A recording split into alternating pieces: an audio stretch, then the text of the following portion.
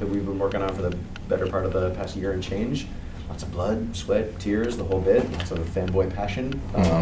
We want to make sure the premise that we're operating under is we are accommodating every single type of DC fandom.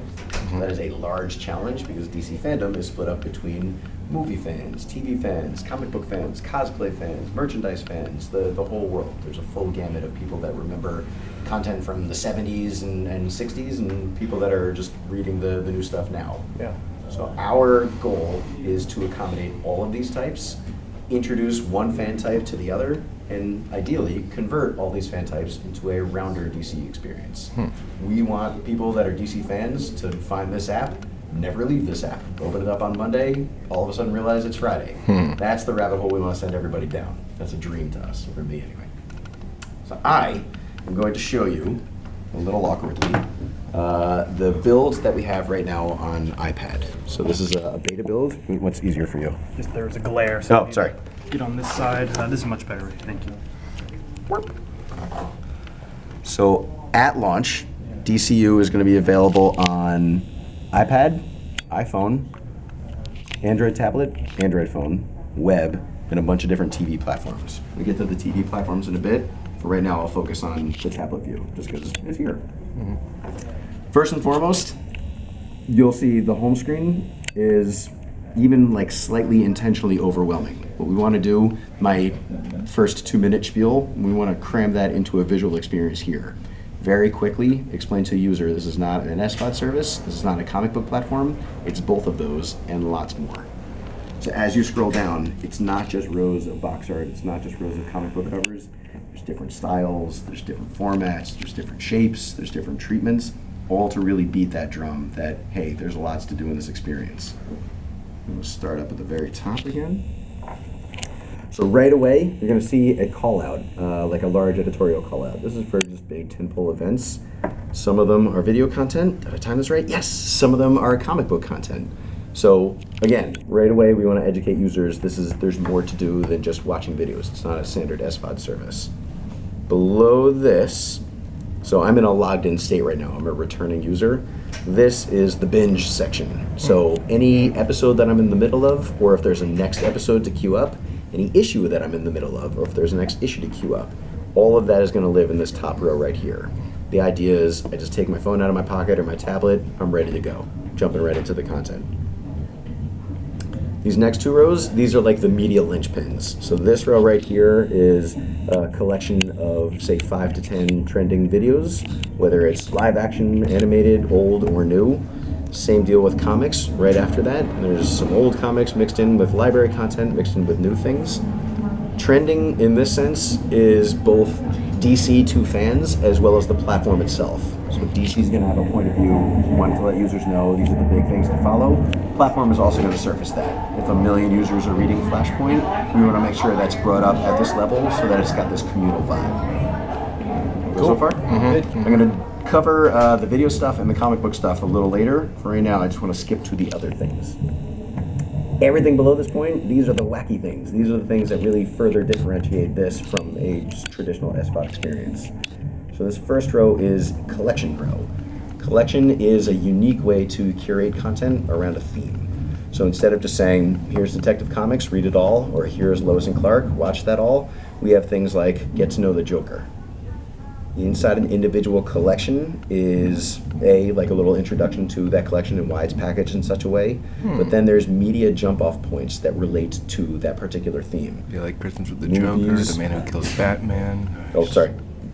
Yeah, I'm just seeing like some of these some of the like classic cartoons, some of the Batman Brave and the Bold, some of the DC animated films like Batman and the Red Hood. Yeah, very nice, very nice. Like your fandom, I like where this is going.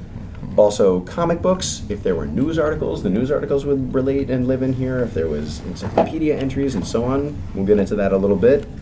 The idea of a collection, it's not just a character base, these could be topics. 0 Hour as a crossover, one of the crises.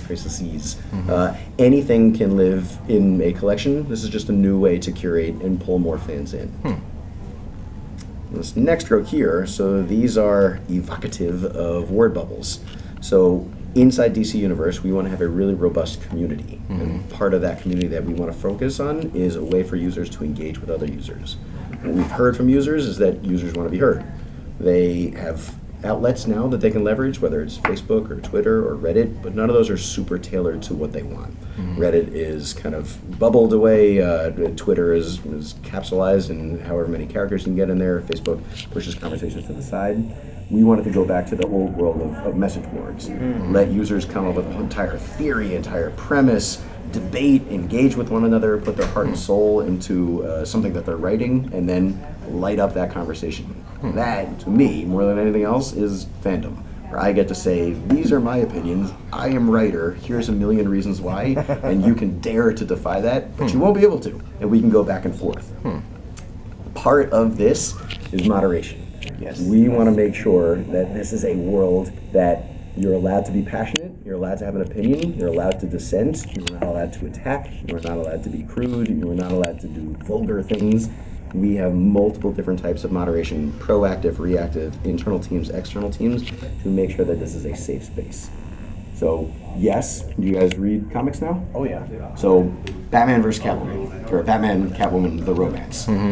People have opinions. We want people to have opinions, whether you liked it or didn't like it. If you're super mad or super happy, we want that to get out there. It's got to be cordial. You Yeah. can't threaten people. You can't, like, people that disagree with you, you can engage, but you can't go further than that. So that's what we want to make sure of in the community. All right. Last 2 sections on the home screen.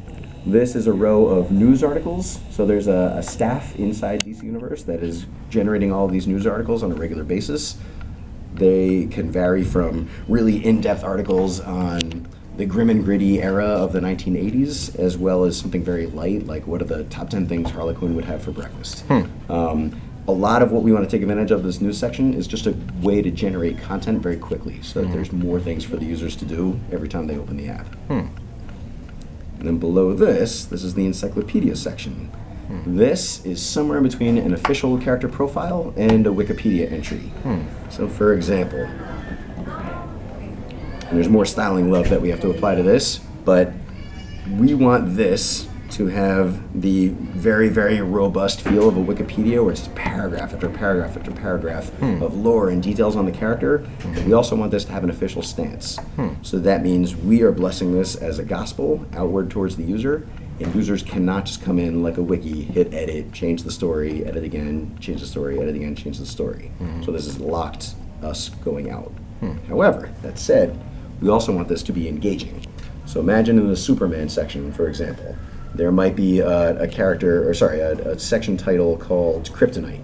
Inside that, it might be intentionally blank. And we might say, you tell us, what is the official story on all things Kryptonite? Where did it first appear? What are the different types? Where's the origins of it? What are the effects that each of the different types has?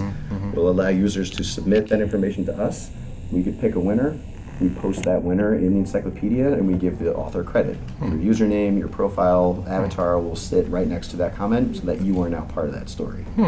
Cool. That concept, in a nutshell, is really one of the things that we want to play up here, that this is engaging for users so that they can dive into. This is their universe, our universe, everybody's universe. So far, so good? Very good. All right. So I'm going to go back through each of these different rows, these different media segments, is also kind of broken out in the bottom navigation, or in the main navigation. So the home page is like a light touch on each of these sections. If you were to hit movies and TV, this is now a hyper focus on all things watchable. Nice. So this is where it starts to feel a little more familiar like an SVOD service. Just in this one tab is an SVOD service. You can scroll down, there's different packaging, different curation, whether it's character specific, old content, new content, animated or otherwise. Comics, very similar. We intentionally left the comics template as similar as possible to the video template so that users from one world could jump into the next, and there's already that layer of intuitiveness. So scrolling down, you'll see there's just different types of content, however it's curated here. It's broken down different types, like graphic novels and like older stuff, newer stuff. Full breakdown, and this is all admin curatable. So this is something that we could change on a regular basis. It'd be weekly, maybe in some cases we're swapping things out daily sometimes. How updated are the issues for that? You mean like what, with the publishing year? Yeah, like how, like... It'll run the full gamut. We go all the way back to Action Comics 1, 1938, and we'll have new content as well. But if I wanted to read Batman number 50 on there, is that something I could read right now? Is that part of the service, or is it updated at Very a good later question. date? So with the subscription, we are giving each user a wide bucket of content that they have access to, things that are included with the subscription. This is not the full library. This is just several thousand things that you can enjoy right now. And we want to rotate that around based on themes, based on time, based on things that are trending. Number one priority is make sure you fans always have something to read and something to watch, something that's new, something that interests you and something that you're kind of inclined to enjoy. If you are someone that wants to pad that library out a little further and you're looking for something more than what's included, all of the content is going to be accessible on the platform, so you will be able to go through, so say, what did you say, Action Comics? Or Batman Oh, number Batman. 50, so which is like the most recent issue. If that was not part of the subscription window, it's still on the platform and you'd be able to transact on that one book individually. And once you transact on that, that now folds into your subscription. So you have access to the wide window. Anything that happened to fall outside of that window is still there. It's still there for you to enjoy and read, and if you wanted to fold it in, you could.